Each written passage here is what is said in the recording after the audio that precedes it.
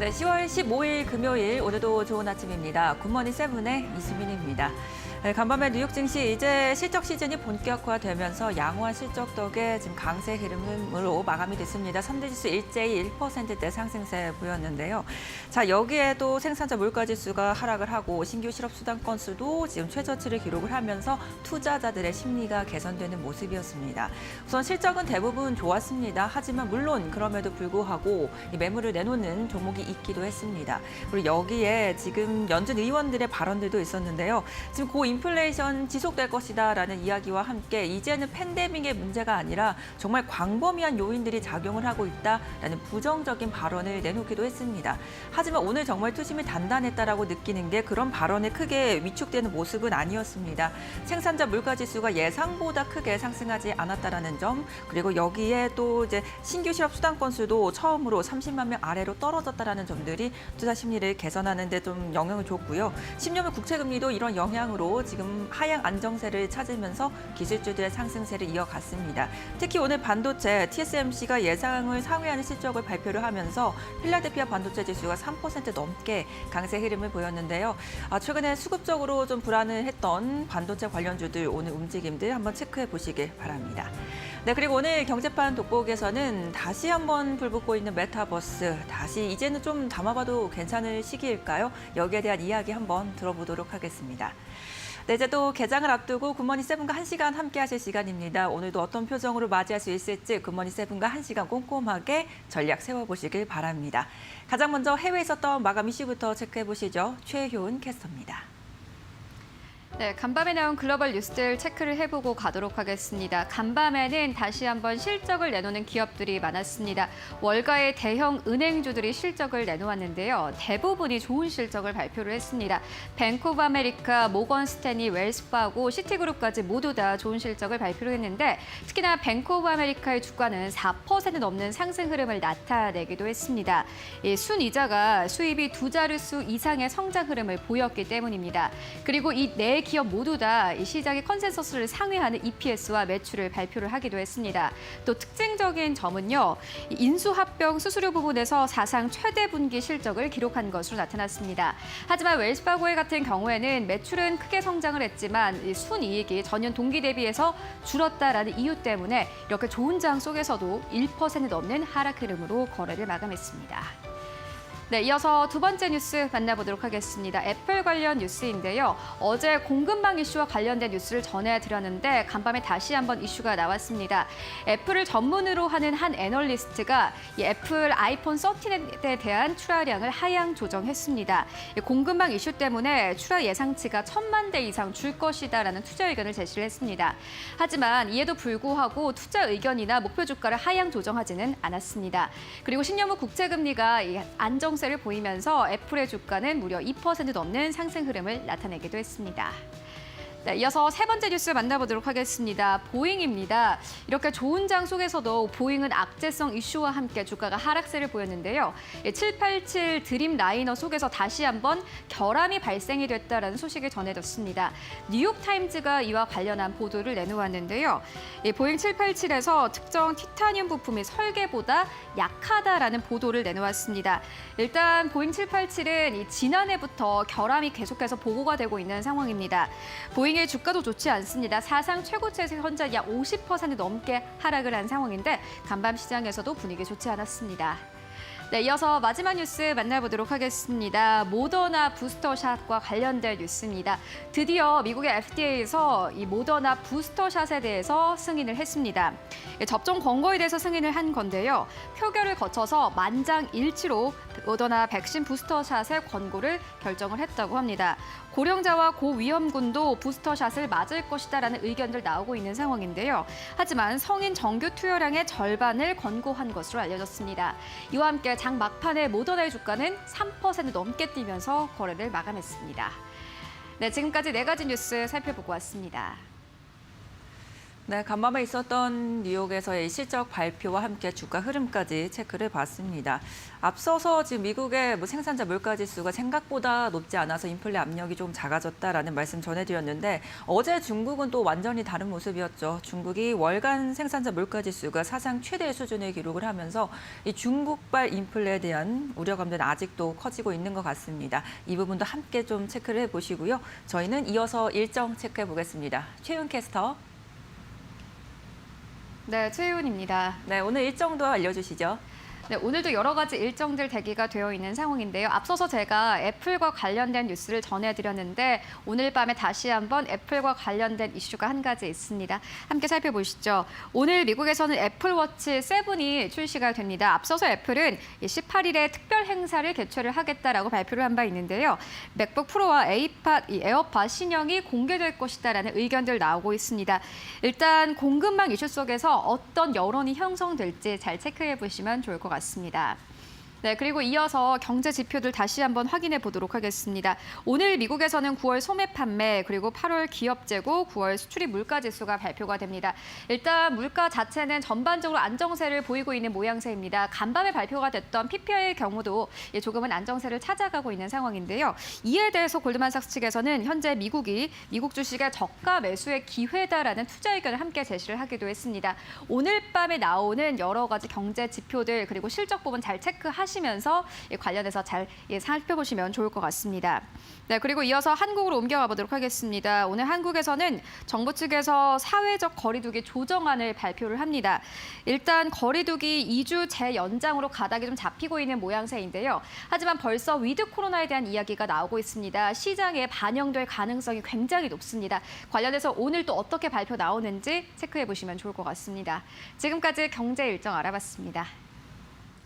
네, 이어서 오늘 시장은 어떻게 출발할지 시장 출발 전망 들어보겠습니다. 오늘은 한국투자증권 서초중앙 PB센터 염정 팀장 연결되어 있습니다. 안녕하세요, 팀장님. 네, 안녕하세요. 네, 오늘도 연결해 주셔서 감사합니다. 네. 자, 오늘 증시 어떻게 전망하고 계십니까?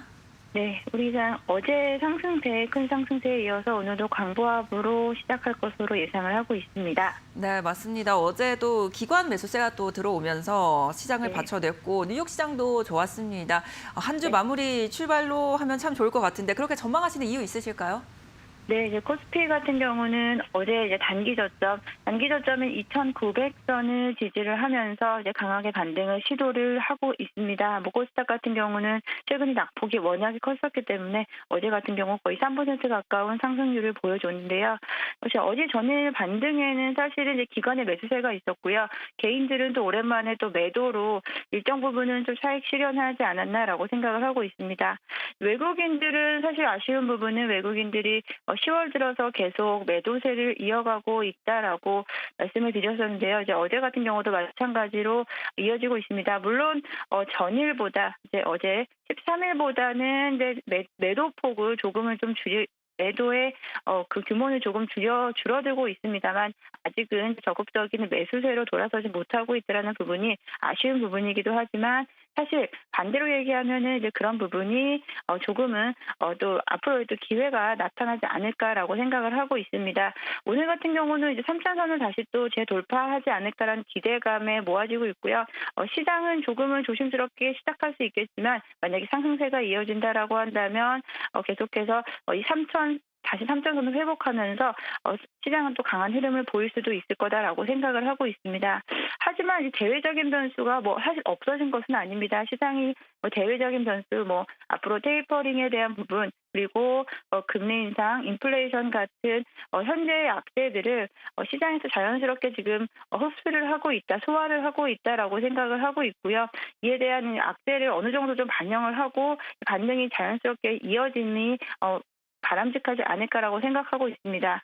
어제 같은 경우는 이제 최근에 과대 낙폭된 섹터들에 대한 반등이 강하게 나타났고요. 그런 부분에서 항상 그제 말씀드렸듯이 과대 낙폭된 조금은 좀 저평가된 종목들을 보시는 게 어떻겠냐라고 말씀드린 부분이 어느 정도는 좀 맞아 떨어졌다라고 볼 수 있겠습니다. 네. 시장 주시죠. 네, 시장 투자 전략도 이어서 말씀드리면요. 아무래도 좀 당분간은 단기 변동성이 지속될 것이라고 보고 있습니다. 특히나 장중에 대한 변동성 확대인데요. 뭐 장 초반에 장 시작은 뭐 상승으로 시작하더라도 장 막판 되면은 다시 또 하락으로 전환할 수 있는 충분히 가능성이 있는 시장이기 때문에요. 제가 보기에는 일정 부분은 좀 기대 수익률이라고 하죠. 수익률에 대한 부분을 조금은 양보를 하시고요. 수익률 좀 낮추시는 전략으로 해서 수익이 나는 구간에서는 수익을 실현하시는 게 맞는 방향이라고 생각을 하고 있습니다. 그리고 앞서 말씀드린 대로 좀 과대낙폭된 종목들, 섹터군들에 대해서 반등이 좀 강하게 오고 있는데요. 일단 어제 같은 경우는 이제 폴더블폰 관련된 종목들이 전반적으로 워낙에 좋았습니다. 폴더블폰은 최근 사실 폴더블폰에 대한 호조에 대한 상승분을 거의 모두 다 반납을 했었기 때문에 그 상승분이 다시 반납된, 다시 어떻게 보면 리셋된 상태에서 다시 시작하고 있다라고 봐도 무방할 것 같습니다. 폴더블폰 관련주들 실적 면에서도 3분기 워낙에 좀 서프라이즈를 보일 수 있기 때문에 지금부터 반등이 시작된다라고 좀 보고 있고요. 수소주 같은 경우는 수소 관련 섹터 같은 경우는 최근에 오랫동안 쉬었기 때문에 다시 한번 정책적 모멘텀을 다시 좀 힘입어서 다시 반등을 할 수 있을 거다라고 보고 있습니다. 메타버스 섹터 같은 경우는요. ETF가 사종이 출시되면서 관련해서 좀 관심을 다시 받기 시작했는데요. 최근 이제 저점을 통과하면서요. 메타버스 섹터 이거래일 연속으로 크게 좀 상승을 하고 있는데요. 메타버스 섹터는 장기적인 추세에서는 물론 좋습니다. 하지만 좀 단기적인 관점에서 최근 이틀간 좀 많이 올라왔다. 좀 상승폭이 좀 있었던 부분이 있었기 때문에 조금은 좀 주의해서 좀 선별해서 대응하시면 좋을 것 같습니다. 이제 위드 코로나 관련주들에 대한 부분인데요. 사실 위드 코로나 관련주에 대한 기대감이 이제 항공주 쪽에서 좀 많이 지금 못 나오고 있는 부분이 있습니다. 이 부분은 이제 유가 상승에 대한 부분이 항공주의 비용 증가로 좀 이어질 것이다라는 약간 우려감 때문인데요. 이제 유가 상승에 대한 비용 증가에 대한 우려감보다는 위드 코로나로 인해서 화물 운송에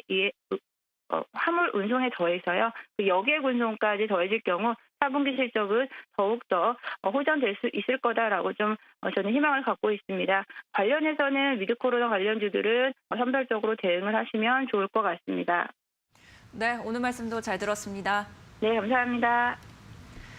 네, 아무래도 아직 대외 변수가 완전히 회복된 거는 아니지만 이제는 악재 반영의 거의 끝을 보지 않았나라는 기대감에 3천선 재돌파 기대감까지도 나타내 주셨습니다. 이제는 반등 구간 빠르게 잡고요. 방망이 짧게 잡으시고 빠르게 수익 실현할 수 있는 방법들, 그런 종목들을 선별해 보시면 좋을 것 같습니다. 네, 이어서 이제 장 마감 이후에 나왔던 기업들의 공시와 이슈도 챙겨보겠습니다. 최윤 캐스터가 전해주시죠. 네, 오늘도 4가지 기업들 살펴볼 텐데요. 오늘은 위드 코로나 수혜주들, 여기에 더불어서 이 실적 기대감 나오는 기업들 만나보도록 하겠습니다. 네, 첫 번째 기업은 네이버입니다. 네이버가 이거래일 만에 주가가 37만 원대에서 39만 원대까지 올라왔습니다. 현재 증권사에서는 평균 목표가를 55만 원대로 지정을 한 상황인데요. 최근 주가 흐름에 대해서는 주가가 굉장히 싸다라는 투자 의견을 제시를 했습니다. 지금보다 주가가 50% 더 올라야 적정 주가다라는 투자 의견을 제시를 했는데요. 실적을 베이스로 하고 있습니다. 일단 3분기 실적에 대한 기대감이 높아지는 가운데 쇼핑 매출액에 대한 기대감이 굉장히 높습니다. 이 3분기 네이버의 쇼핑 매출액이 전년 동기 대비해서 28% 넘게 증가할 것이다라는 기대감 나오고 있습니다. 네, 그리고 오늘 아침에 공시가 하나 나왔는데요. 자회사인 서치솔루션 합병을 모두 완료했다라는 공시를 내놓았습니다. 이미 7월부터 있었던 이슈입니다만은 오늘 아침에 합병을 모두 완료했다라는 공시를 내놓았고요. 특히나 광고를 베이스로 한 서치 플랫폼이 매출 호조를 이루고 있어서 이번 합병 완료가 향후 매출에 미치는 영향에 대한 시선을 좀 잘 체크해 보실 필요가 있을 것 같습니다. 계속해서 주가 흐름 따라가 보시면 좋을 것 같습니다. 네, 이어서 두 번째 기업은 위메이드입니다. 위메이드의 성장세가 무섭습니다. 어제 시장에서 다시 한번 상한가를 기록을 하기도 했는데요. 미르포 흥행의 상한가를 기록한 것으로 나타났습니다. 앞서서 이 굿모닝 세븐 이 코너를 통해서 위메이드를 소개를 해드린 바 있는데 그때 당시만 하더라도 서버가 80개 정도였습니다. 그런데 벌써 136개로 빠르게 늘어난 상황입니다. 특히나 어제 같은 경우에는 미르포가 글로벌 동시 접속자 수가 80만 명 하방명을 기록했다라는 소식과 함께 주가가 상한가를 기록을 하기도 했습니다. 일단 일각에서는 돈 버는 게임의 승부수가 통했다라는 평가를 내놓고 있는 상황인데요. 여기에 더불어서 추가 상승 모멘텀도 있습니다. 미르 모바일, 미르 M이 이르면 4분기에 출시될 것이다라는 이야기 함께 나오고 있습니다. 이 기업 같은 경우에는 상승 탄력을 잘 살펴보실 때 거래량 함께 체크하시면서 하방 압력이 어느 정도 있는지까지 잘 체크를 해보셔야 할 것 같습니다. 네, 이어서 세 번째 기업 만나보도록 하겠습니다. 나이스 정보통신입니다. 외국인과 기관의 매수가 계속해서 들어오고 있는 기업이고요. 어제 시장에서 3% 넘게 상승 흐름을 보였고 외국인과 기관이 어제 다시 한번 동시에 순매수 포지션을 취하기도 했습니다. 일단 위드 코로나 수혜주로 꼽히면서 기대감이 높아지고 있는 기업이기도 합니다. 일단 나이스 정보통신 같은 경우에는 오프라인 매장에서 결제가 될 때마다 수수료를 가져가는 구조의 기업이기도 합니다. 외부 소비가 늘면서 수수료 수익이 증가할 것이다라는 증권사의 커멘트가 나오고 있는데요. 특히나 나이스 정보통신 같은 경우에는 부가통신업에서 전체 시장에서 점유율 23%를 점유하고 있는 기업이기도 합니다. 앞으로 주가 흐름 잘 체크해 보시기 바랍니다. 네, 이어서 네 번째 기업 만나보도록 하겠습니다. 롯데 관광개발인데요. 어제 키움증권 측에서 한 가지 리포트를 내놓았습니다. 3분기 실적 괜찮고 앞으로 내년에는 실적이 턴어라운드 할 것이다라는 내용의 리포트였습니다. 일단 목표 주가는 29,000원을 제시를 했는데요. 전체적인 주가 흐름을 봤을 때는 8월 저점 대비해서 22% 넘게 상승한 상황입니다. 실적 턴어라운드에 대한 기대감이 높은 상황인데 특히나 이번 3분기 매출액 같은 경우에는 전년 동기 대비해서 3,665%가 증가할 것이다라는 이야기 나오고 있습니다. 하지만 영업 손실을 기록할 것으로 보여지는데요. 하지만 이에 대해서 증권사 측에서는 예상치를 크게 벗어나진 않을 것이고 내년부터는 흑자로 전환이 될 것이다라는 긍정적인 투자 의견을 함께 제시했습니다. 계속해서 주가 흐름 따라가 보시기 바랍니다. 지금까지 네 가지 기업 살펴보고 왔습니다. 네, 그리고 어제 골드만 쪽에서는 네이버를 매수를 유지는 하지만 지금 목표 주가를 56만 원에서 52만 원으로 하향 조정을 했습니다. 현재 쇼핑몰 가치를 내렸다라고 분석이 되고 있는데 이런 다양한 의견들 함께 참고를 해보시길 바랍니다. 네, 그럼 이제 이어서 오늘 한번 주력해 볼 만한 종목들 챙겨보시죠. 2호석의 주력 종목 신한금융투자 서면 PWM 라운지 이호성 연구원 연결돼 있습니다. 안녕하세요. 네, 안녕하십니까. 이호성 연구원입니다. 네, 연구원님 오늘은 어떤 종목 살펴보시겠습니까? 네, 오늘의 주력 종목은 위기 스튜디오, 덱스터, 바이브 컴퍼니, APS 홀딩스입니다. 네, 오늘 아무래도 메타버스 쪽에 좀 집중을 하고 계시는 것 같은데요. 이 가운데 어떤 종목을 더 집중적으로 살펴보면 좋을까요? 네, 맞습니다. 첫 번째 종목은 위기 스튜디오인데요. 그 전에 앞서서 이제 최근에 늘어난 여가 시간이라든지 이런 것들을 달래주기 위해서 메타버스 테마가 각광을 받고 있고요. 올해 이제 상반기에 미국에서 먼저 메타버스 ETF가 상장됐고 국내에도 이제 10월 13일부터 메타버스 ETF 4종 이제 상장이 되었는데요. 오늘은 이제 그 4종 중에서 ETF 그 4개 ETF의 중복으로 이게 편입되는 종목들에 대해서 좀 추려보았거든요. 그 첫 번째가 이게 위직 스튜디오고요. 대표적인 이제 컴퓨터 그래픽 그리고 시각 특수효과 서비스 제공업체인데요. 2018년 5월에 국내 최초로 이제 월트 디즈니 공식 협력사로 선정이 되기도 했습니다. 레몽레인이라든지 MP, 이미지나이컴즈 같은 이제 미디어 콘텐츠 업체들을 인수를 하면서 이제 좀 더 나아가서 종합 미디어 콘텐츠 업체로 도약이 기대되는 국면에 있고요. 이제 자체 IP를 기반으로 해서 콘텐츠 제작도 가능하고 향후 국내 OTT 업체들과의 이제 시너지 효과도 기대되기 때문에 주력 분야인 이제 또 CG나 VFX 부문도 영업력이 더 향상될 것이라고 보입니다. 지금 메타버스는 이제 초입 국면에 들어섰다라고 할 수가 있는데요. 한 2030년까지 연평균 한 26% 정도 시장이 성장할 것으로 기대가 되거든요. 위직 스튜디오는 이제 메타버스 부문 사업을 실감형 콘텐츠를 기반으로 한 유통이나 커머스, 엔터테인먼트 사업으로 확장을 하고 있는 상황이고요. 콘텐츠 부분에서도 이제 원스톱 플랫폼을 구축을 했습니다. 제작사들을 통해서 사업 포트폴리오를 다각하고 있고요. 최근 이제 오디오 게임 흥행을 통해서 국내 제작사의 전반적인 능력이 재평가되는 계기가 있었기 때문에 앞으로 이제 추가적인 기술 경쟁력으로 바탕으로 한 수혜가 기대가 됩니다. 두 번째 종목은 바이브 컴퍼니인데요. 메타버스 플랫폼 구축에 필요한 역량을 갖춘 기업이고요. 지금 디지털 트윈이라는 사업을 선도하고 있는데 이것이 현실을 그대로 가상으로 옮길 수 있는, 복사할 수 있는 이제 기술이라고 보시면 되거든요. 정부 관련 매출이 한 50%에서 현재 70%까지 급격히 증가를 한 상황이고요. 국내에서는 이제 경쟁자가 그렇게 많지가 않기 때문에 앞으로 이제 기업 계산까지 매출이 늘어난다면 실적이 굉장히 좋아질 것이라고 보입니다.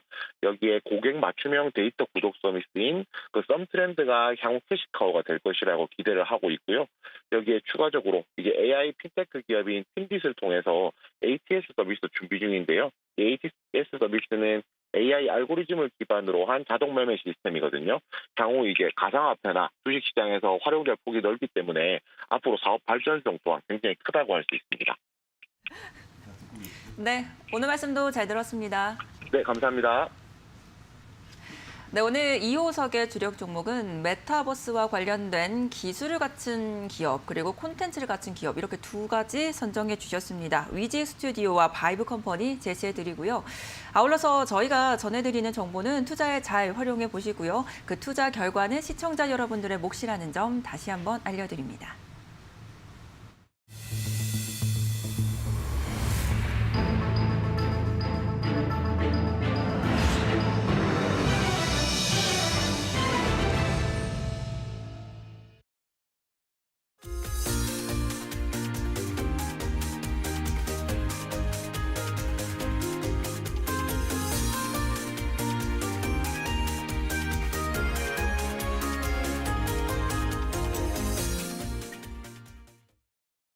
네, 경제판 돋보기 시간입니다.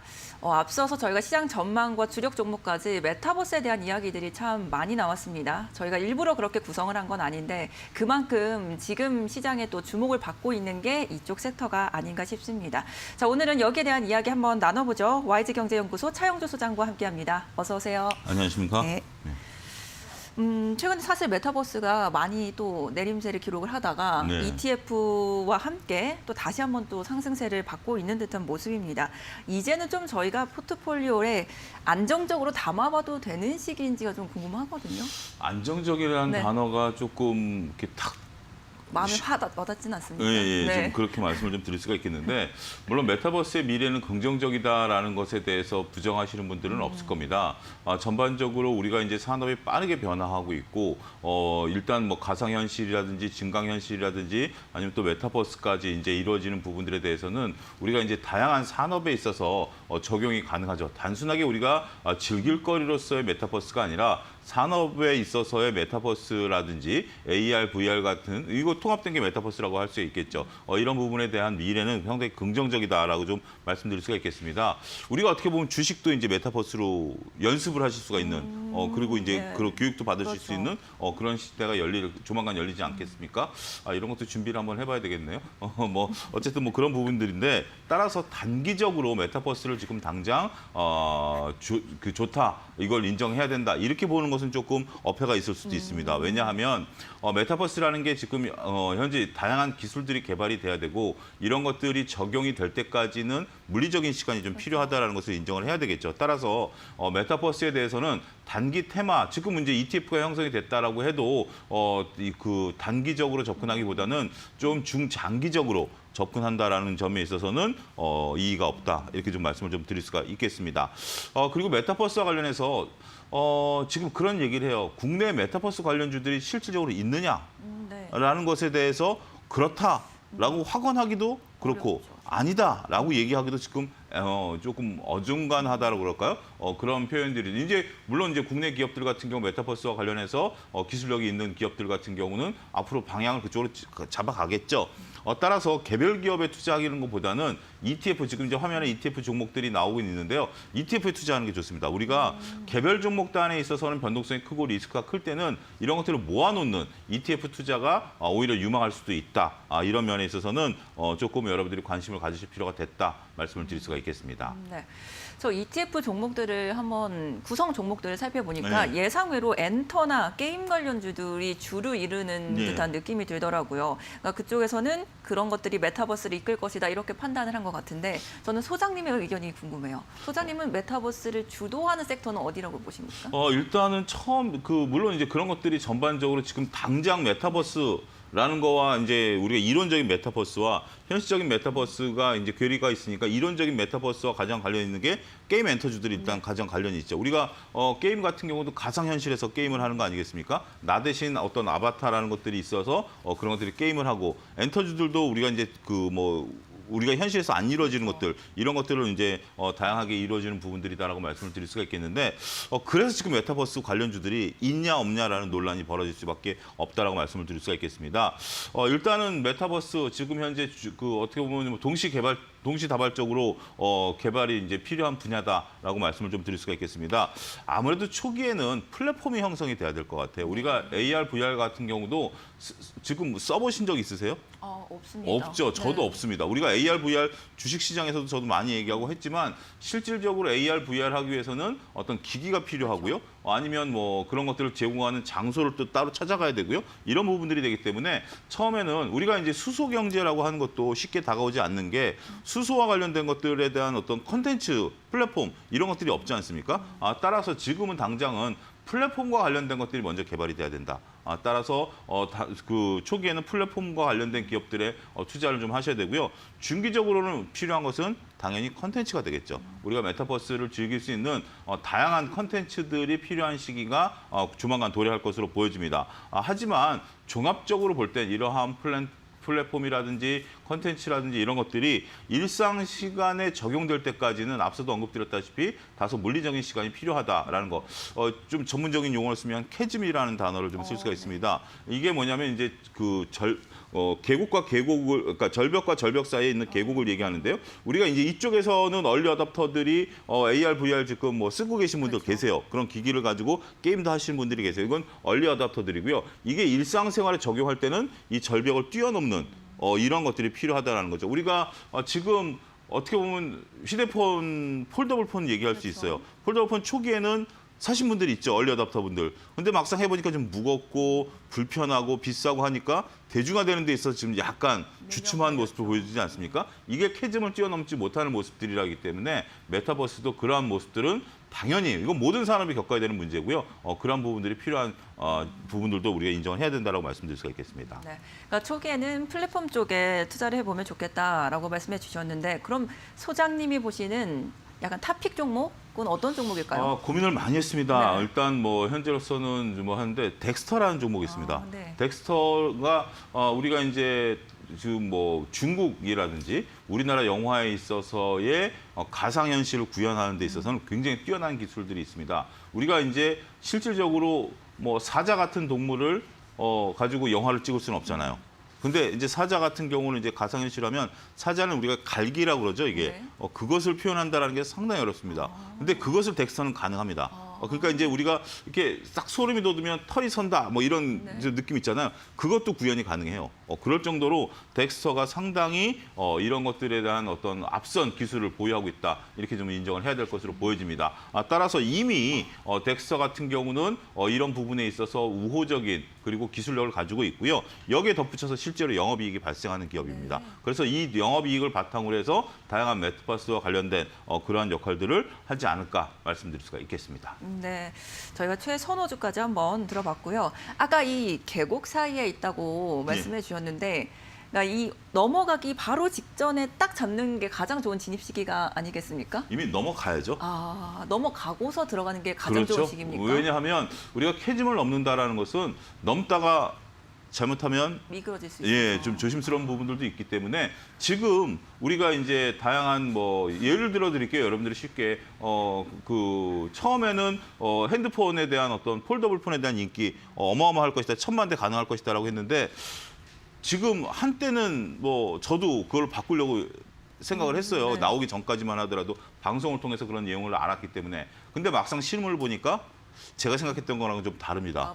지금 이 휴대폰에 약 2.5배 무게 정도 되더라고요. 2.5배 정도 무게가 되기 그래요? 때문에 이거를 제가 들고 다니기에는 차라리 노트를 사야지 이런 식의 생각이 되다 보니까 벌써 저도 이제 마음이 흔들린다라는 거죠. 이런 부분들이 메타버스도 우리가 메타버스가 모든 것을 다 바꿀 것이다라고 할 수 있습니다만 AR, VR 같은 경우도 실상 적용이 잘 안 되는 게 기기를 따로 사야죠.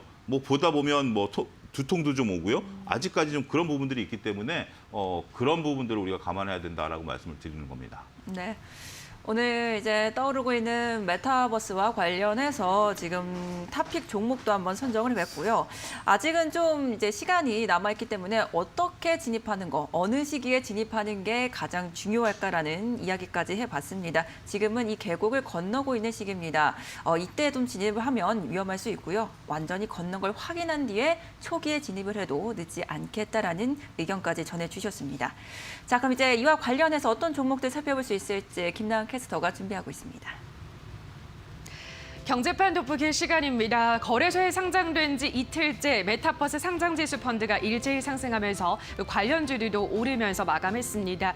올 한해 내내 관심을 받고 있는 메타버스 관련주들 만나보겠습니다. 먼저 넵튠입니다.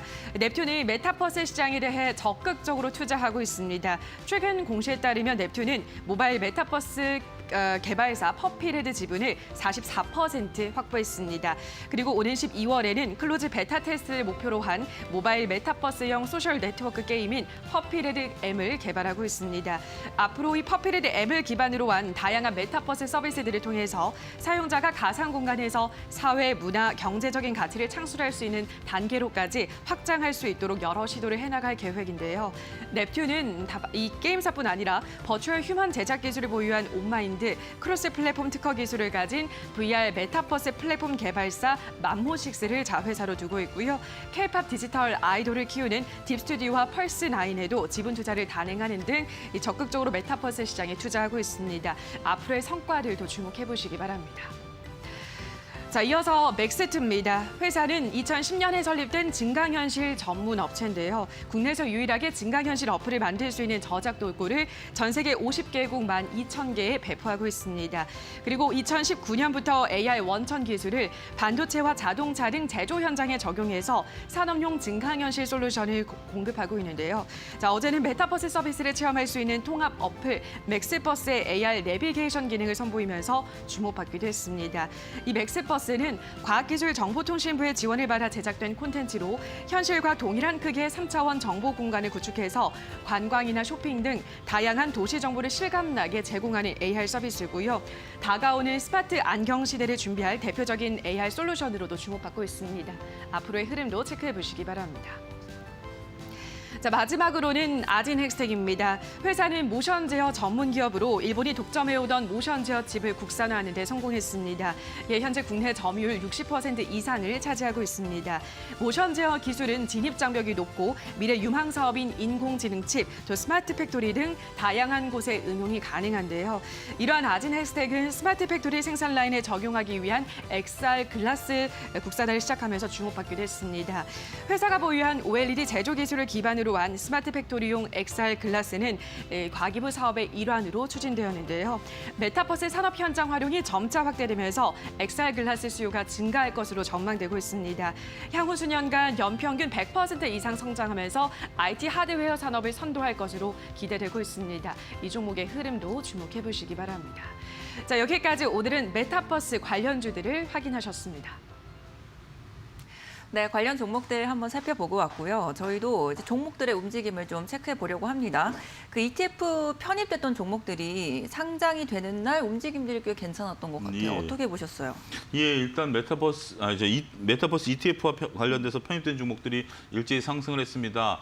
뭐 다행스러운 것은 뭐 카카오 같은 경우도 메타버스 ETF에 이제 편입이 되면서 그동안 12만 원 이하에서 움직였었던 종목이 12만 원 위까지 올라오는 그런 기염을 토했다라고 말씀드릴 수가 있겠습니다. 이유가 어찌됐던 지금 현재 3대장 아니겠습니까? 네. 우리가 이제 뭐 삼성전자, 현대차, 카카오 뭐 개인 투자분들의 비중이 높은 종목인데 어찌됐던 뭐 이렇게 메타버스와 관련해서 카카오가 올라오고 있다는 것은 그나마 삼성전자가 못 오르는 상황에서 개인 투자자분들에게 다행이다라고 말씀드릴 수가 있겠습니다. 다행스러운 것은 또 이틀 동안 시장이 강했죠. 우리가 이제 수요일하고 목요일날 시장이 강하다 보니까 이게 과연 메타버스 ETF 때문에 올라갔는지 시장이 강해서 올라왔는지 조금 뭐 정확한 분석을 하기에는 쉽지는 않습니다만 어찌됐든 시장 강세도 하나의 영향이 됐다라고 말씀드릴 수가 있겠습니다. 관련해서 메타버스 ETF의 시장 대비는 긍정적이다라고 평가할 수밖에 없겠죠. 우리가 이제 미래 먹거리로서 우리가 하나의 미래 먹거리로서의 어떤 뭐 것들을 찾는다라고 하면 뭐 2차 이제 소재도 있고 뭐 다양한 것들도 있습니다만 메타버스와 관련된 부분 부분들에 대해서는 분명히 우리가 지금 더군다나 컨텐츠들 뭐 이런 쪽들에 대해서도 상당히 지금 오징어 게임을 필두로 해서 이런 부분들이 있기 때문에 메타버스도 그러한 카테고리 영역으로 본다라면 매우 고무적이다 이렇게 좀 말씀드릴 수가 있겠습니다. 네. 오늘 말씀 정리를 해보면 사실 개별 종목으로 접근하기는 어렵기 때문에 아까도 ETF로 접근하는 게 좋겠다라는 전략을 세워주셨는데 그럼 저희가 지금 뭐 계속 좀 장기적으로는 ETF를 바라봐도 괜찮겠습니까?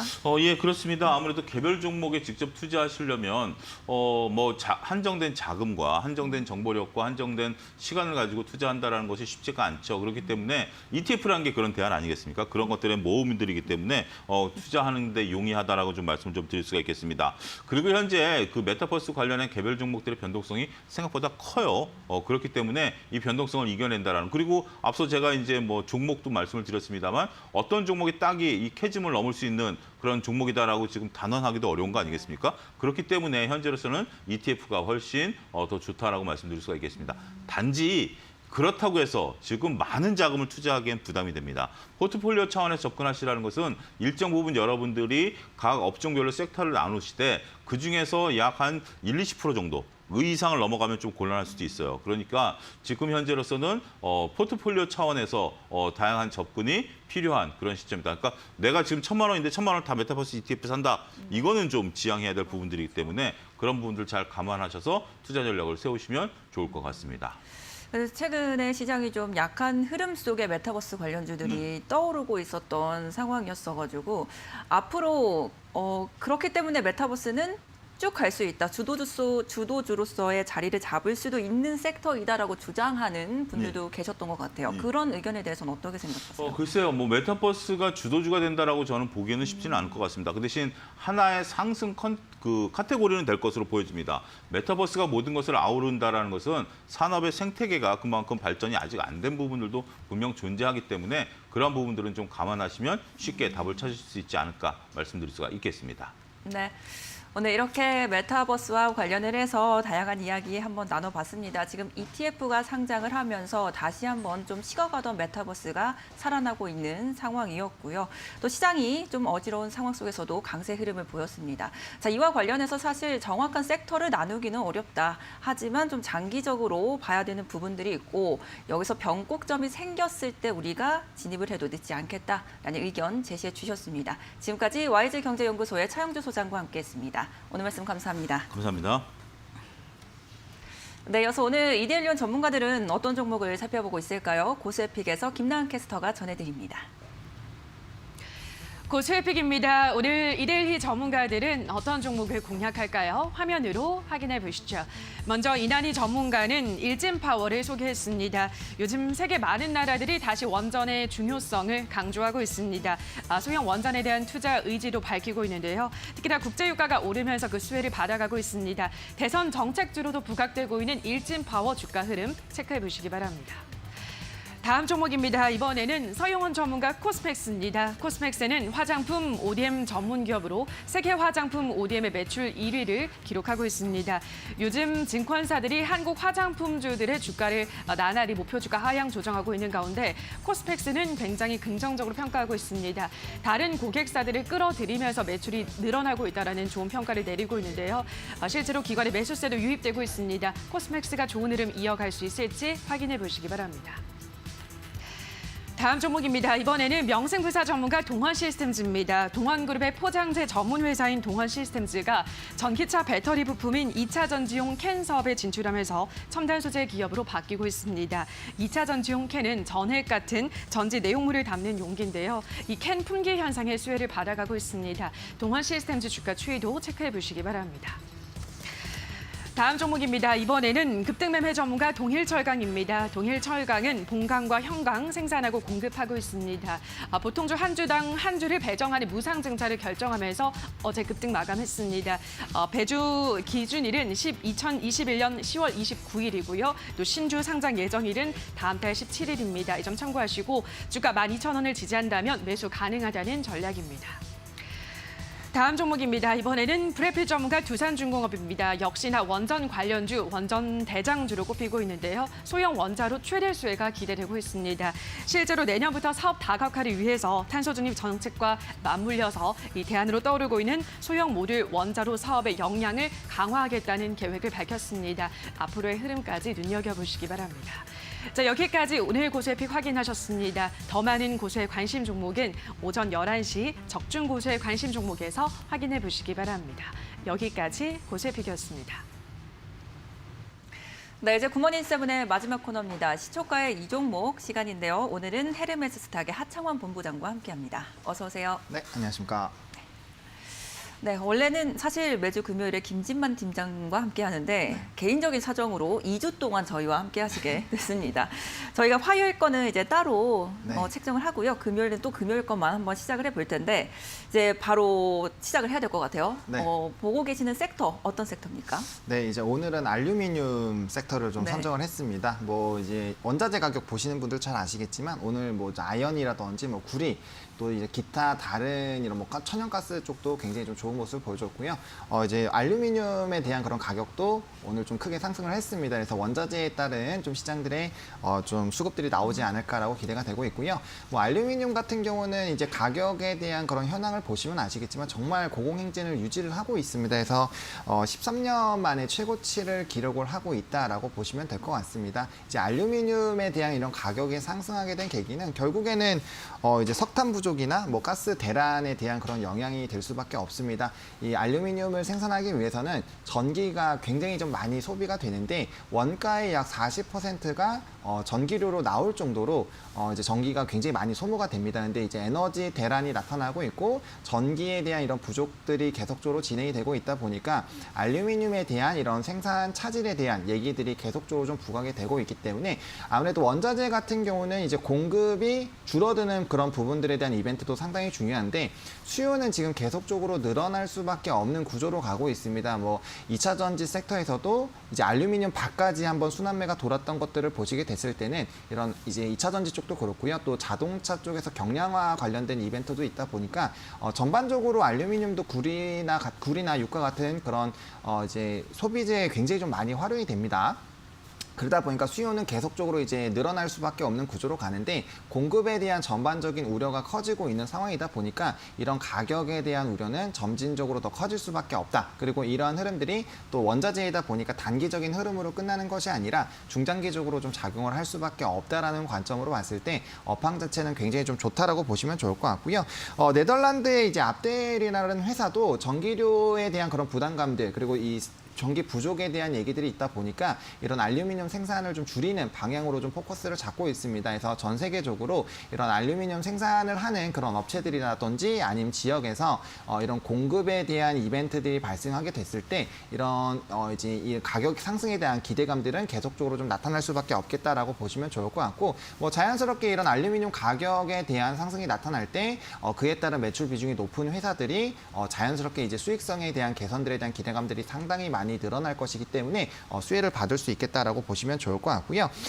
지금 이제 한 3,100에서 200달러 수준에서 좀 움직이고 있는데 일부 기관 같은 경우는 1년 이내에 3,400달러 이상까지도 가격이 형성이 될 수 있겠다라고 보고 있고요. 뭐 골드만삭스에서는 더 그 이상까지도 좀 전망을 하고 있는 상황입니다. 그래서 이런 리서치 기관들이 점점 더 높은 가격들이 나타날 것이다라고 전망하는 것도 이 업황에는 상당히 좀 긍정적으로 작용할 수 있겠다라고 보시면 좋을 것 같고 또 이제 피포 이제 유럽에서 탄소 관련된 이벤트들이 좀 계속적으로 발생이 되고 있는 상황입니다. 근데 이제 이런 정책들에 대한 부분들에서도 알루미늄도 상당히 이런 정책에 긍정적인 영향을 받을 것이다라는 전망을 받고 있습니다. 그래서 이런 중장기적인 정책들도 한번 챙겨보시면 좋을 것 같고요. 뭐 전기차는 아까 말씀드렸고 뭐 신재생 에너지 관련된 부분에서도 아무래도 이제 산업 내에 알루미늄에 대한 수요가 늘어나고 있습니다. 아무래도 이제 기자재라든지 이런 소재 부분에서도 친환경 소재에 대한 수요들이 늘어날 수밖에 없는 구조로 갈 수밖에 없기 때문에 관련된 부분에서도 지속적인 시장의 확대가 좀 기대되고 있는 상황이겠다라고 정리를 좀 드려보도록 하겠습니다. 네. 근데 사실 원자재 가격을 요즘 살펴보면 워낙에 고점 부분에 있기 때문에 어디까지 올라갈 수 있을까? 또 금방 또 하락이 나오는 건 아닌가라는 조심스러운 우려감들도 좀 있거든요. 거기에 대해서는 어떻게 보고 계세요? 사실 이제 저는 물론 가격이 워낙 높다 네. 보니까 그렇게 좀 고민이 되실 수는 있는 상황인데 원자재 가격 같은 경우는 사실 단기간에 갑자기 막 급락이 나오는 경우는 좀 드뭅니다. 그렇게 되려면은 공급이 우려했었던 것들을 전부 다 좀 상쇄할 만큼에 대한 이벤트가 발생이 된다거나 뭐 예를 들면 최근에 유가로 좀 예를 들어보면은 이제 미국의 비축유가 다시 좀 방출이 될 것이다라는 그런 소식이 있었고 또 재고유가 상당히 좀 많이 늘어났다라는 그런 얘기들이 나오면서 시장에서 우려한 것만큼 공급이 부족하지 않아라는 이벤트가 순식간에 발생이 됐었고 그때 이제 유가에 대한 조정이 좀 나오게 됐고 유가 관련된 종목군들이 상당히 좀 많이 조정이 나오는 흐름들이 나타났습니다. 근데 그게 아니다라는 얘기가 나오자마자 다시 유가는 계속적으로 좀 상승하고 있는 것처럼 이 정도로 뭔가 크게 공급에 대한 변화가 나타날 수 있는 부분이 알루미늄이 과연 있는가라는 고민을 해봤을 때는 좀 이제 회의적으로 좀 보실 수 있겠다라고 생각을 하고 있습니다. 그러다 보니까 이러한 업황 기조들은 좀 유지가 될 수 있겠다라고 보실 필요가 있을 것 같고요. 아무래도 유가 같은 경우는 좀 비축유가 많지만 다른 이제 기타 원자재들 같은 경우는 그렇게까지 또 많다라고 좀 보기는 어렵습니다. 그래서 이런 유가 이 원자재에 대한 부분들의 흐름들은 사실 이제 장기적으로는 지금 갈 수 있는 부분으로 되겠다라고 보시면 좋을 것 같고 또 이런 아무래도 이제 뭐 해운이라든지 이런 공급 이런 차질들 그리고 코로나19가 여전히 좀 기승을 부리고 있다 보니까 이런 광산들이라든지 전반적으로 생산량들이 상당히 좀 줄어드는 부분들로 되고 있고요. 또 기후 변화가 사실 미국 쪽에서 허리케인이 발생이 됐는데 그게 다른 지역에서 언제든지 좀 발생이 될 수가 있는 게 또 천지지변이다 보니까 그런 가능성들을 좀 보시게 됐을 때 사실 좀 보수적으로 보시는 게 좀 맞다라는 관점으로 좀 설명을 좀 드려보도록 하겠습니다. 네, 원자재가 지금 가장 문제가 되는 게 공급에 대한 부분들이 풀리지 않는다라는 것인데 이게 완전히 변곡점이 생겨서 바뀌지 않는 한 이런 기조들은 유지가 될 것이다라고 말씀해 주셨습니다. 자, 오늘 그 가운데서도 알루미늄 관련주들 지금 골라주셨는데 어떤 종목 살펴보면 좋을까요? 네, 조일 알루미늄을 좀 선정을 했습니다. 사실 이제 알루미늄 관련된 섹터가 움직일 때 뭐 거의 비슷하게 움직이기 네. 때문에 근데 이제 종목군들이 그럴 수밖에 없는 게 앞서 말씀드렸던 것처럼 매출 비중의 알루미늄에 대한 이런 뭐 아변이라든지 가격들이 얼마나 영향을 미치냐인데 뭐 조일 알루미늄도 그렇고 뭐 사마 알루미늄도 그렇고 이 비중이 상당히 높습니다. 조일 알루미늄 같은 경우 99%이기 때문에 이런 이제 알루미늄 시세에 대해서 상당히 좀 영향을 많이 받을 수밖에 없는 부분이다라고 좀 보시면 좋을 것 같습니다. 일단은 이 조일 알루미늄 같은 경우는 뭐 이제 연속 주조라든지 슬래브 그리고 이제 아변 라인 보유를 해서 일반재부터 시작을 해서 고부가 가치까지 이 생산 제품의 생산 캐파가 굉장히 좀 다양하다라고 보시면 될 것 같습니다. 이 라인업이 좀 넓다라는 것 자체가 이제 스펙트럼이 넓은 거죠. 그렇기 때문에 여러 가지 수요에 좀 빠르게 대응을 할 수 있겠다라고 보시면 될 것 같고요. 그다음에 최근에는 이제 뭐 기체나 창틀, 전선 등에서도 좀 활용이 많이 되고 있고 이러한 부분들은 이제 친환경적인 그런 재료다 보니까 앞으로 수요도들이 계속적으로 늘어나는 구조다라고 보시면 될 것 같습니다. 그래서 주력 사업군들이 이런 쪽으로 좀 유지가 되고 있기 때문에 뭐 매출적인 부분에서는 상당히 좀 긍정적인 업황이 좀 유지가 되고 있다라고 보시면 될 것 같고요. 그다음에 이제 알루미늄 같은 경우는 뭐 제가 아까 구리라든지 이런 부분들과 좀 비교를 했는데 국가 기초 산업재에 대한 부분들이 상당히 많은 비중이 좀 차지를 하고 있습니다. 그래서 이제 리오프닝이 진행이 되고 이런 뭐 인프라 투자들이 많이 진행이 된다라는 그런 흐름들로 가고 있기 때문에 이러한 기조로 갔을 때는 상당히 좀 기대가 되겠다라고 보시면 좋을 것 같고요. 알루미늄 같은 경우도 기술력이 상당히 좀 중요하게 필요합니다. 그러다 보니까 진입 장벽이 상당히 높고 소수 업체가 독점을 하는 이런 흐름들이 나타나고 있습니다. 조일 알루미늄 같은 경우는 이러한 부분들에서 약 13.5%의 좀 시장 점유율을 가지고 있다라고 보시면 좋을 것 같고요. 점유율 자체는 크게 변동이 최근 3년의 흐름들을 보시더라도 크게 나타나지 않기 때문에 이런 일정한 생산 캐파는 좀 유지가 된다라고 보시면 되고 시장 자체가 좀 확장이 되어 있는 상황에서 점유율이 크게 변하지 않는다라는 거는 이런 시장의 캐파들이 커지게 되면 자연스럽게 매출은 늘어난다라는 구조로 보시면 될 것 같습니다. 그리고 지금 긍정적인 업황들이 좀 유지가 되고 있기 때문에 사실 전분기 대비, 전기 대비해서는 굉장히 좀 실적들이 좋아지고 있는 부분들이 있습니다. 그래서 매출 같은 경우도 상당히 좀 많이 높아지고 있는 상황이고요. 뭐 영업이익과 이제 당기순이익 같은 경우는 흑자 전환으로 좀 이어지고 있기 때문에 실적적으로도 상당히 좋아지고 있고 업황 자체가 상당히 좋다 보니까 실적적인 부분에서는 보다도 좀 긍정적인 흐름들로 이어지지 않을까라는 기대감들이 커져 나가고 있고요. 아무래도 이제 알루미늄 쪽 같은 경우는 2차 전지 섹터와 좀 연관이 많이 되어 있습니다. 물론 원재료 쪽에 이제 알루미늄 박 자체가 그렇게까지 크게 비중은 차지하지 못하고는 있지만 이미 두 번의 이런 순환매 흐름들에서 영향을 받았기 때문에 앞으로도 2차 전지 시장에 대한 확대에 따른 수혜는 계속적으로 좀 나타날 수 있겠다라는 관점으로 보시게 됐을 때는 알루미늄 쪽을 계속적으로 좀 관심을 가져보시면 좋을 것 같고 또 이제 전기차에서 좀 중요한 게 이제 경량화 부분입니다. 자동차에 대한 이런 경량화 부분들이 계속적으로 나타나게 됐을 때는 이런 차체 부분에서도 알루미늄에 대한 수요도들이 많이 늘어날 수 있겠다라는 관점으로 보시면 될 것 같습니다. 네, 오늘 그럼 목표가 손절가 어떻게 체크해 볼까요? 네, 일단 목표가 같은 경우는 3,600원으로 좀 제시를 드리도록 하겠습니다. 사실 시세가 분출이 되게 됐을 때는 이 이상도 노려볼 수 있는데 일단은 해당 라인 가격대가 이제 고점 라인 부분이고 여기 매물대가 있다 보니까 단기적으로 또 차익 실현 매물들이 좀 나와줄 수가 있습니다. 그렇기 때문에 1차적으로 이 가격 좀 이제 수익 실현을 해주시고요. 일단 그 이상으로 올라가시게 되면은 이제 조금 더 지켜보셔도 되고 다시 이 3,600원 라인을 이탈하게 됐을 때는 전부 다 수익 실현 해주시는 관점으로 대응을 해주시면 좋을 것 같고 손절 라인 같은 경우 2,780원으로 좀 제시를 드려보도록 하겠습니다. 네, 오늘 시초가의 공략가의 종목, 지금 알루미늄 가격 상승에 따른 조일 알루미늄 살펴보자 제시해 주셨습니다. 목표가 3,600원 제시해 드릴게요. 오늘 말씀도 잘 들었습니다. 네, 감사합니다.